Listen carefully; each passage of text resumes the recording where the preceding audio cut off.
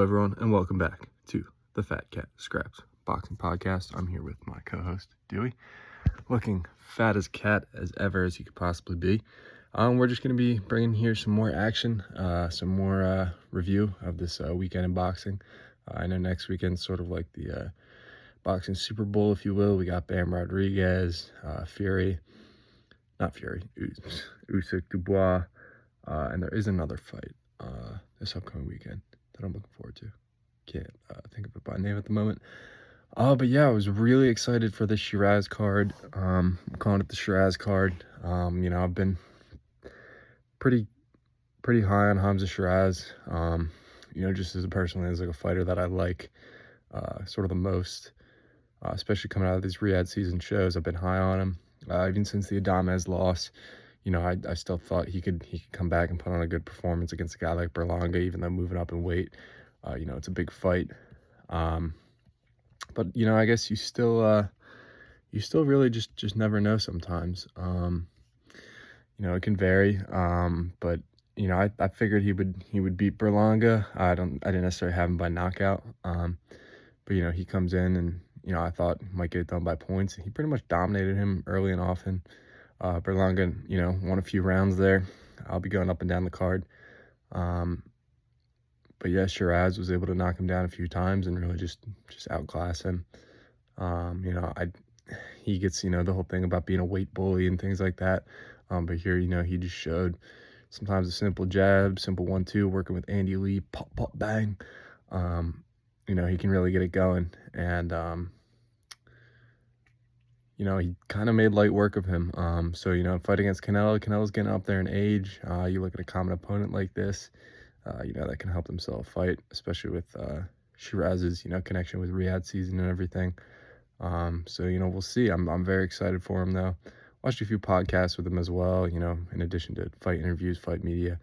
And I really do kind of like the guy. I think he's got a good personality. He's grounded. He's got a lot of different things going for him in terms of, faith and just kind of the way he approaches the ring and things like that. But it seems like he is, he's got a lot of different kind of motivations and motivating factors, which, he's got some charisma. He's not going to be the most high selling ticket, gate kind of guy. But, he just brings like a good steadiness, a guy that I can root for, like personally. And then, we just look coming down the card. Shakur Stevenson's another guy I really like. I think, he's had injury issues in the past and things like that. And, he'll get accusations of being a sleepy fighter, someone who, you're napping to when you're watching his fights. But, I think he's had some things go against him in the past couple of years. So I always kind of gave Shakur a pass. I think he's a very gifted fighter. I mean, just some of his defensive work is amazing to watch. So unfortunately, I was coming back from the Superman movie, so I didn't realize how early this card was starting. So I was only able to catch the last few rounds of that fight, but it just seemed like up and down. He just dominated William Zepeda. And William Zepeda is a very game fighter. A guy who always brings it. He's been, pretty consistent name in that division for quite a few years now. And, he really just dominated him. I expect it to be a firefight, close fight. But Shakur, kind of just showed that he's back, so to speak, ready to challenge some of the top names of the division. Matias beats Puello via majority decision. I'm not super high on Matias, but this does set up a fight with Dalton Smith, who's one of my favorite fighters, especially at that weight. The UK, I don't know if they're doing it in Sheffield or some neutral ground. I don't know where that's going to end up. But that's just super exciting for me to see Dalton Smith as a champ, competing for a championship. Because I know there was talks about him and Azim that just never really got off the ground for, it seemed like a couple years there. Boxer and Shalom trying to protect their O's, I suppose. But yeah, really hyped for Dalton Thunder Smith, baby. Let's get it going. And then lastly, main fight on the card, Morrell ends up beating Kataev via a split decision here. Caught some highlights of that one, but I don't know, man. David Morrell, he's one of these guys who comes up and doesn't have too many pro fights. I'm not sure what his amateur experience is, if he was a late bloomer, if he has like extensive experience. Man, the guy's just smooth. You see him working out, the way he just moves in the ring. You know, he's just really smart with his punches. You know, he brings some heat. You know, some would argue that maybe he kind of got his shot a little too early for himself, you know, but I don't think that takes away from his career. It doesn't put too many miles on the clock or too much damage. So, you know, a guy named Kataev, you know, I figured it was going to be a game opponent coming into this, you know, because I'm looking at placing bets and things like that. And I'm like, I don't know, depending on the right opponent, you know, maybe you can take Morrell by knockout. But yeah, he ends up eking out the split decision here. So, you know, maybe not his best performance per se, but it's just good to see him back and hopefully getting back on track to, you know, compete for titles at that, you know, 160, 168 mark. But yeah, that's pretty much my thoughts about this card. You know, it was good to see these guys back. You know, I think you talk about, you know, Hamzah. I think, you know, was it the Liam Cameron fight, Tyler Denny? Good performances in my opinion. You know, I think Tyler Denny's a very game opponent. Another guy I've been rooting for a couple years now.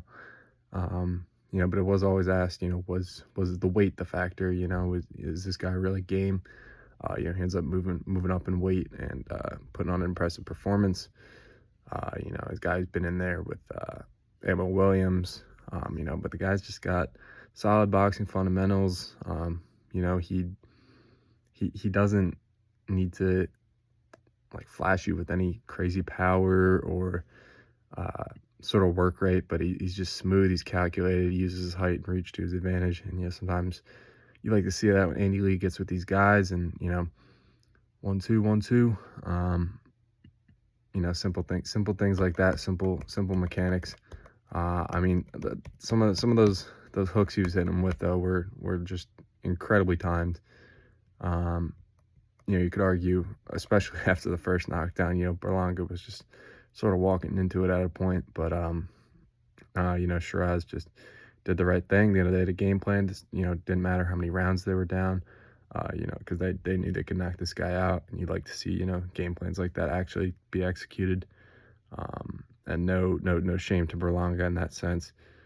You know, it's just very well executed offense, and just studying your opponent, knowing that Berlanga's an emotional fighter, and that's kind of what he's going to bring in the ring, how he's going to try to get in your space and rough you up. But yeah, you know, I think I don't know where Berlanga goes from here. I don't know if he has anything really left in the tank. I mean, that's a pretty devastating loss. I imagine he'll be out of the ring for quite a while. But you know, it's definitely good to see Shakur. You know, I think he got a lot of slack for that Josh Padley performance. But you know, anytime you take a guy on short notice, regardless if he's a, you know, a waste man, a bin man, you know, the guy's going to show up, and he's not going to necessarily bring what you've been preparing for. So, you know, there's sort of risk in that, in a sense.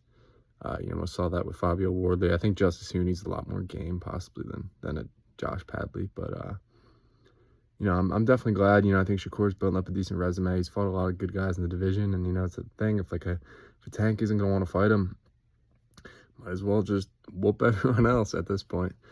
So yeah, those are my thoughts. We just had that Benavidez Yard card announced. I'm a huge Anthony Yard fan. Watched all of his professional fights. So definitely look forward. You know, the Lyndon Arthur trilogy wasn't exactly the kind of a fight that we were looking for as like fans of his. But you know, he ends up getting this Benavidez, you know, crack at Benavidez, which I think is a huge fight. Brian Norman, Devin Haney, you know, I give Haney credit because after seeing what Brian Norman did, regardless of, you know, who the opponent is or, you know, what the situation is, you know, it's a scary guy to get in there with, especially based on Haney's last few performances. I mean, imagine it's big money for him. But, you know, props to him, and, you know, we'll see how that build-up goes. But that's going to be all for the Fat Cat Scraps. A good weekend of boxing this past, and good weekend of boxing coming up, so I'm just hoping I can be consistent with it and try to just give my thoughts on it.